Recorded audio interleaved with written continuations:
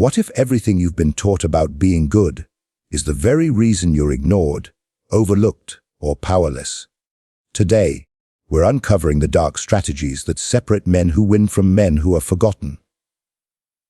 In a world where morality is preached but power is rewarded, the path of the good man often leads to defeat. The harsh truth: virtue alone cannot shield you from betrayal, competition, or manipulation.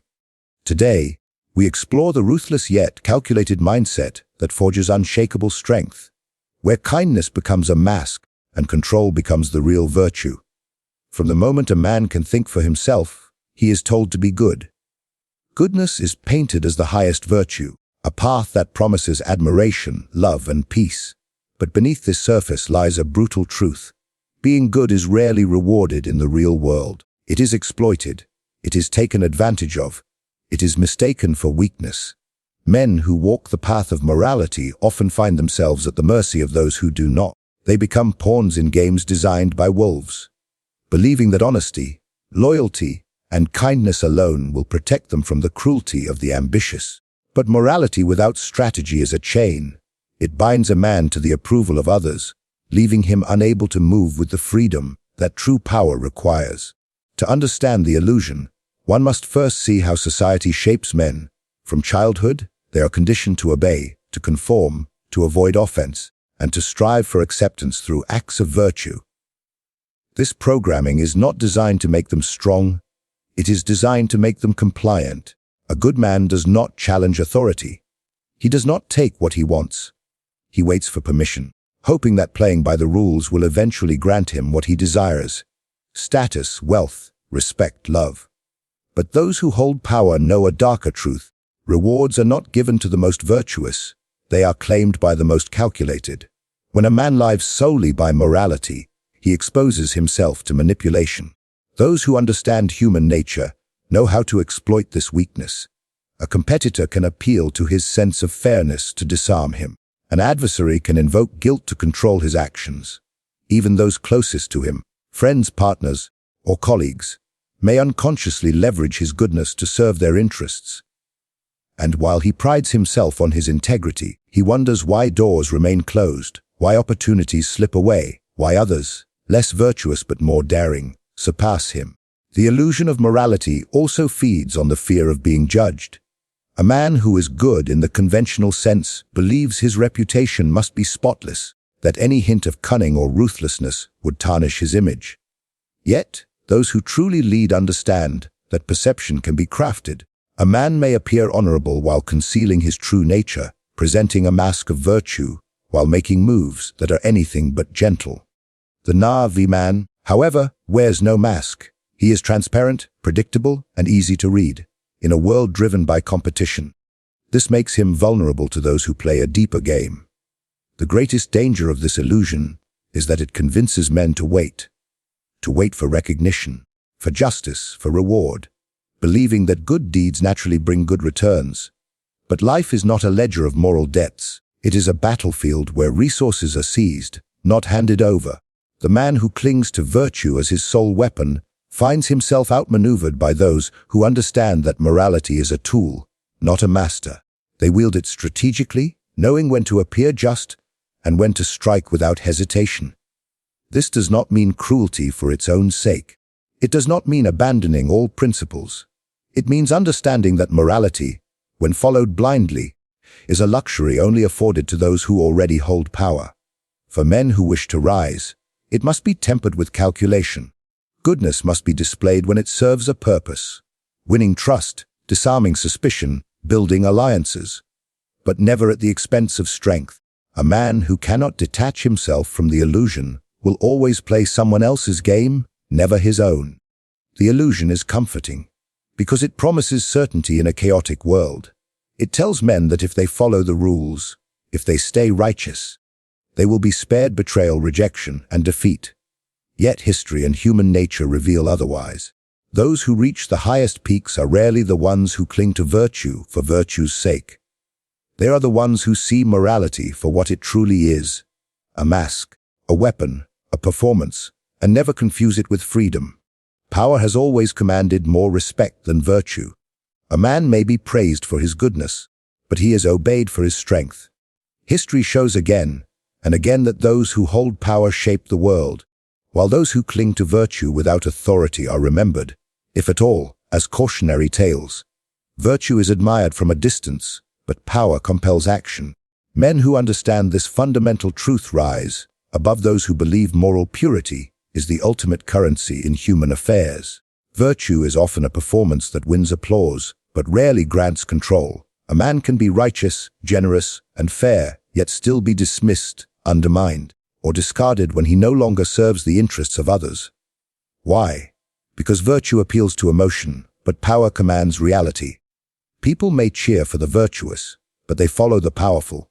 They seek leaders who can protect them, provide for them, and make difficult decisions that virtue alone cannot justify. A man who insists on being good above all else risks being viewed as naive, soft, and incapable of making the hard choices that life inevitably demands.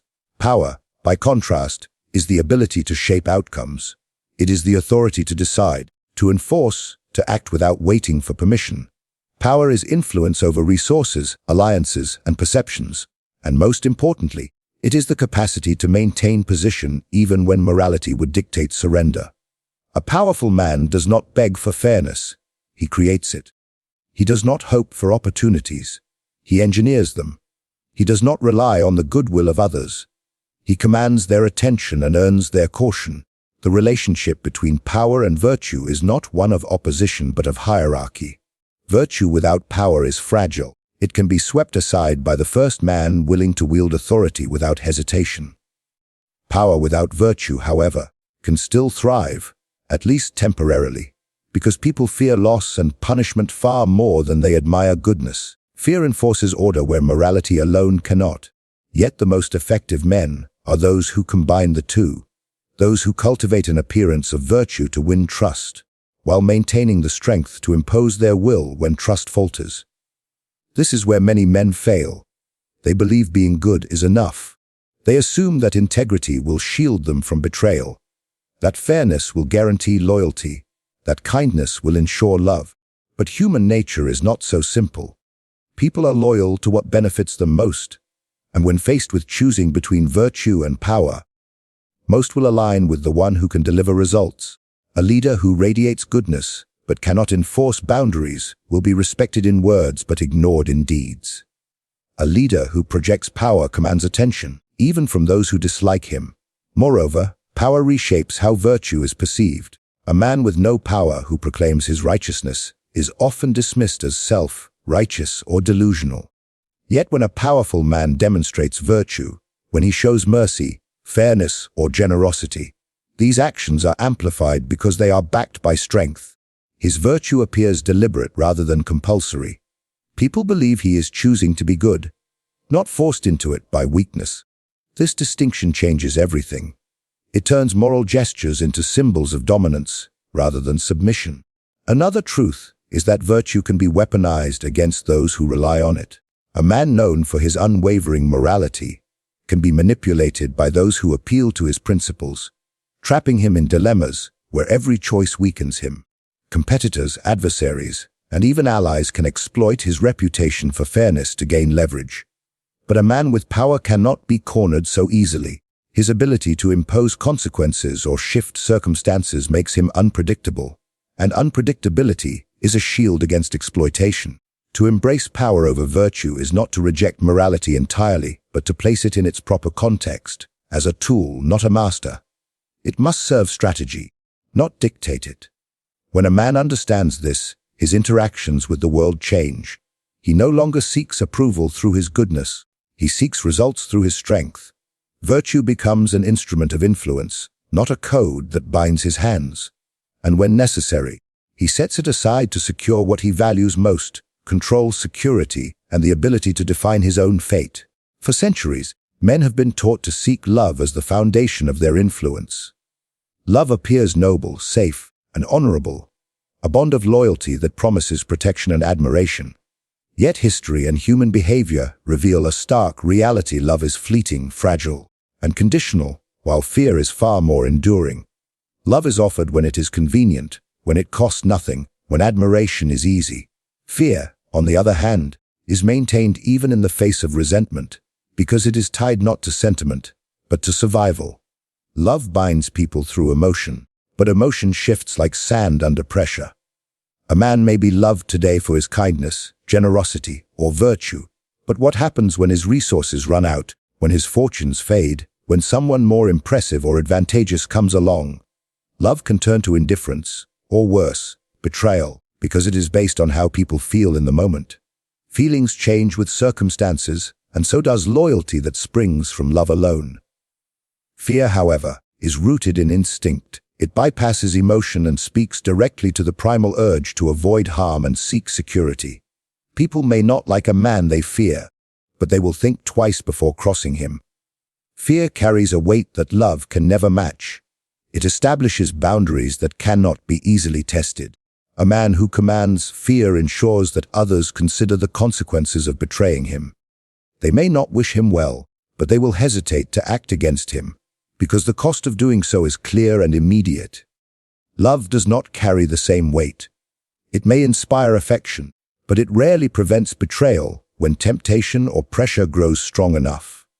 This does not mean that a man should strive to be cruel or despotic. Fear is not about brutality, it is about presence and authority.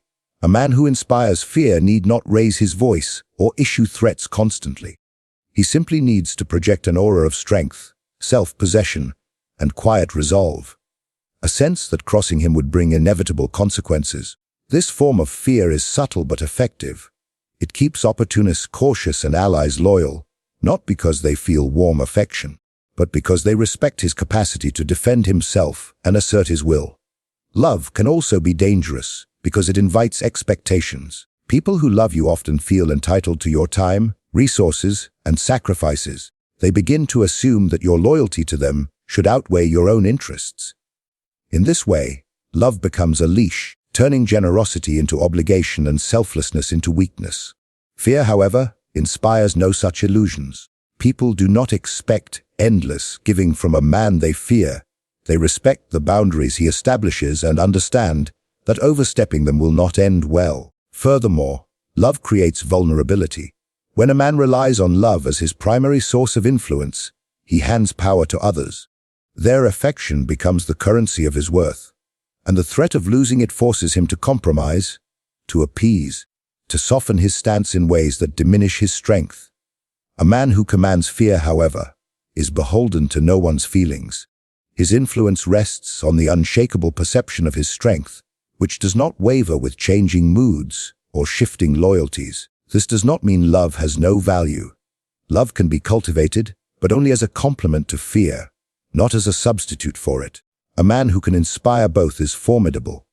His authority is secured by the caution of fear, while his mercy and fairness deepen respect. Yet the balance must always favor fear. If people love him but do not fear him, they may abandon him when circumstances change. If they fear him but do not love him, they may still obey, though perhaps with resentment. But if they both fear and love him, they remain bound by two forces: affection that draws them in and caution that keeps them from straying. The truth is simple. Fear is a stronger foundation for influence because it is harder to break. It does not rely on the fragile nature of emotion, nor does it demand constant nourishment through appeasement. It rests on strength, visible, undeniable, and unwavering, while love remains an unstable ally, easily lost in the face of ambition, temptation, or adversity. In a world where appearances hold more value than reality, deception becomes an essential weapon. Men are often taught to be transparent, to speak openly, to reveal their intentions and live, as though honesty is its own reward. But the truth is that those who reveal everything about themselves surrender control. They become exposed, predictable, and easy to manipulate. Mastery of deception is not about constant lying or malicious trickery. It is about understanding that what others perceive matters more than what truly exists. It is the art of controlling how much of your mind, your plans, and your power the world is allowed to see. Deception begins with self-awareness. A man who cannot control his impulses, who speaks too freely, who shows his emotions without restraint, who wears his heart on his sleeve, will always be vulnerable.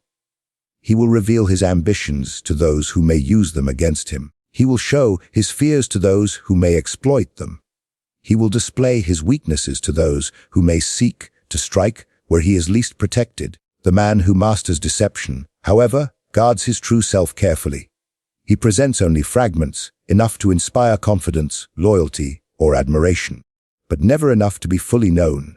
One of the most powerful forms of deception is the projection of virtue. A man does not need to be good, he only needs to appear good. People are eager to believe in the character of others, especially when it flatters their sense of morality. They want to trust, to feel secure in the idea that those they admire are guided by noble intentions.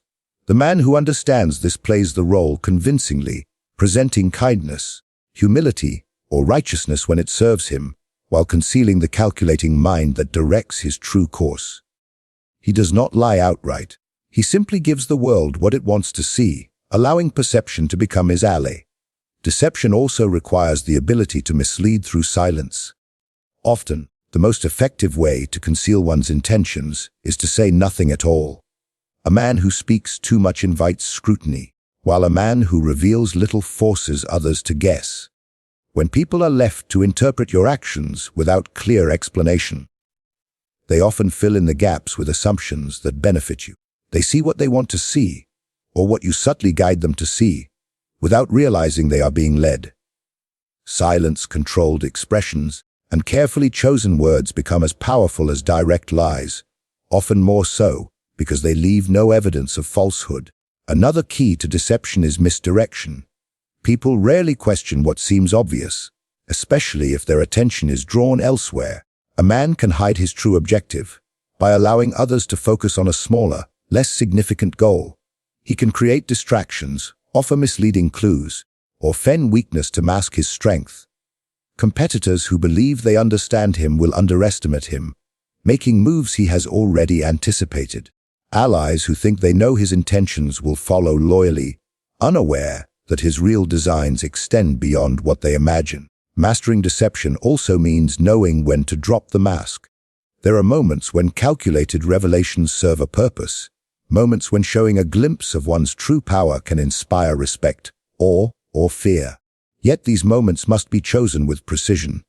Reveal too much, and the mystery dissolves. Reveal too little, and no one recognizes the strength you conceal.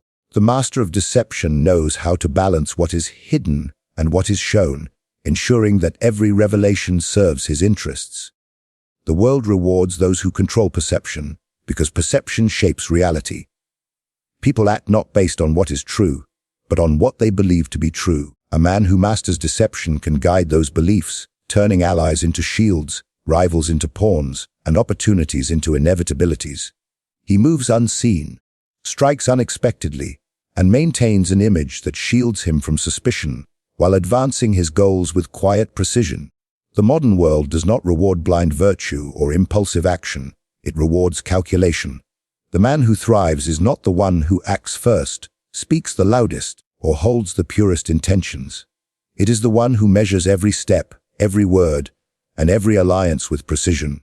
The calculated man understands that life is not a simple contest of good versus evil, nor is it a fair competition where effort alone determines success. Life is a series of moves, a game of strategy, where foresight, restraint, and the ability to anticipate outcomes matter more than any single display of morality. The calculated man studies the terrain of his life as if it were a battlefield. He observes not only the players around him, but the unseen forces that influence them: desire, greed, fear, envy, and ambition. He does not judge these forces. He uses them. Where others act on impulse, he watches patiently, waiting for the moment when others expose their weaknesses. When that moment comes, he strikes, not recklessly, but with precision, ensuring that his actions carry maximum impact with minimal risk. His victories are not the result of chance. They are engineered through deliberate planning. This approach requires emotional discipline. Most men are driven by pride, anger, or desperation, making choices that reveal their intentions and compromise their strength. The calculated man, however, is immune to such impulses. He does not allow his emotions to dictate his course, no matter how provoked or tempted he may feel. Instead, He masks his true state, projecting calm confidence while his mind remains sharp and focused. Those who face him believe he is predictable, perhaps even harmless, until the weight of his preparation becomes evident in a single decisive move. The calculated man also understands that appearances matter as much as, if not more than reality. He knows that people judge quickly and rarely look beyond the surface. Therefore, he crafts his image carefully, presenting what others wish to see: a competent leader, a trustworthy ally, a man of integrity. While concealing the depth of his ambition, he avoids unnecessary confrontation, never revealing his full strength until circumstances demand it. By the time others realize the extent of his influence, it is too late to oppose him effectively. Every relationship he forms is assessed for value: what it can provide, what risks it carries, and how it might evolve over time. The calculated man does not surround himself with people merely because of affection or familiarity. He surrounds himself with those who can advance his position, shield his vulnerabilities, or open doors to opportunities he cannot reach alone. Yet he is never fully dependent on them. His strategy ensures that no single person holds the power to destroy him, for his network is built with redundancies and alternatives. Another defining trait of the calculated man is his mastery of timing. He knows that even the best move can fail if made too soon or too late. He resists the urge to act prematurely, understanding that patience often yields more than haste. Likewise, he does not hesitate when the moment to strike arrives, for he knows hesitation can cost him the advantage he has worked so carefully to secure.